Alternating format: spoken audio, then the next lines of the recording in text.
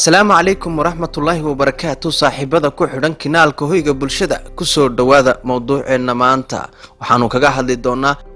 shanta madaxweyne ee ugu taajirsan qaaradda Afrika waa kuwa xaggeesa ka soo kala jeedaan mid waliba midka kale ayuu ka hanti badan yahay dalka uu madaxweynaha ka yahayna macluul ayuu la ildanayay waxaan idin la wadaagaynaa shan madaxweyne oo qaaradda Afrika ku nool oo hanti badan ka sameeyay xilka madaxweynenimo daba ku soo dhawow mowduuceena oo dhameystiran aanu ku la fagurayno shanta madaxweyne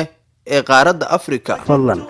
haddii aad channelkeena hore aadan ugu jirin fadlan subscribe noo saar kuna soo biir kana mid noqo asxaabta ku xidhan channelka hoyga bulshada waa mahadsantihiin asxaabta qaaliga ah لا نحتاج المال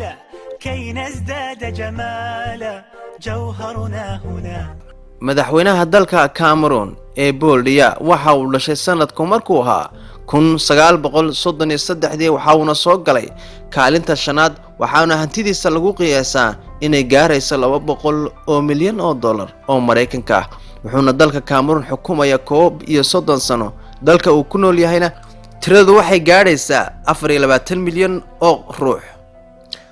48% dadka ku nool Cameroon waxay ku nool yihiin nolol aad u liidata ka madaxweynahooduna yahay madaxweyne taajir ah da'diisuna waxa lagu qiyaasay 80 sano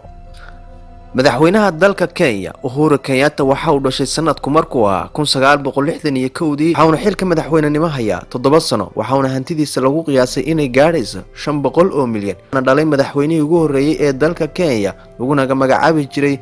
Jomo Kenyatta dadka ku nool dalka Kenya waxay tiradoodu gaaraysaa 48 milyan oo qof Uhuru Kenyatta waxa uu hadda jiraa 57 sano madaxweynahani waxa uu dhashay sanadku markuu ahaa 1942 waxaana soo galay kaalinta saddex waxaana madaxweyne ka yahay oo xukuma dalka Ghana waxaana hantidiisa lagu qiyaasaa ama gaaraysaa 600 oo milyan oo dollar waxaana dalkan xukumayay ilaa muddo gaaraysa 35 sano waxaana xukunka kala wareegay adeerkiis oo magaciisu ahaa Francisco oo geeriyooday 1979 dadka ku nool dalkani waxa lagu qiyaasaa 1.221 milyan oo qof da'diisana waxay hadda maraysaa 77 sano madaxweynaha dalka Morocco oo lagu magacaabo Maxamed Kelixaad waxa uu dhashay taariikhdu markay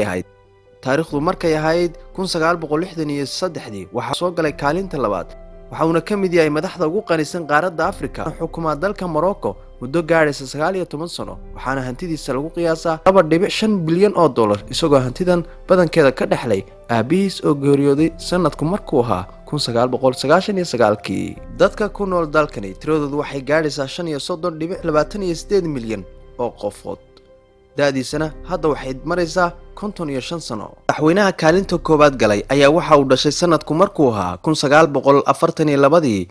magaciisana waxa la yiraahdaa Jose Santos madaxweynaha ugu qanisan qaaradda Afrika ayaa la sheegaa inuu yahay ama ugu hantida badan madaxweynaha dalka Angola kaas oo lagu magacaabo Jose Santos isagoo lagu qiyaasay hantidiisu gaarayso 20 bilyan oo dollar isagoo xilka dalkaas haya muddo gaaraysa 35 sano arrinka cajiibka ah ayaa wuxuu yahay in madaxweynaha hantidan badan leh dalka uu madaxweynaha ka yahayna dadka ku nool maalintii ay quutaan $1 lacag u dhiganta haddaba dadka Angola ayaa lagu qiyaasaa inay yihiin dad faqiir ah waxay dadka dalkaas jooga ku jiraan dadka ugu faqiirsan adduunkan aan ku noolnahay halka uu yahay madaxweynahooduna taajir dhaafay dadka ku nool dalkani Angola waxay tiradoodu gaaraysaa 29 milyan oo qof madaxweynaha ayaa da'diisu lagu qiyaasay inay marayso 76 sano cajiib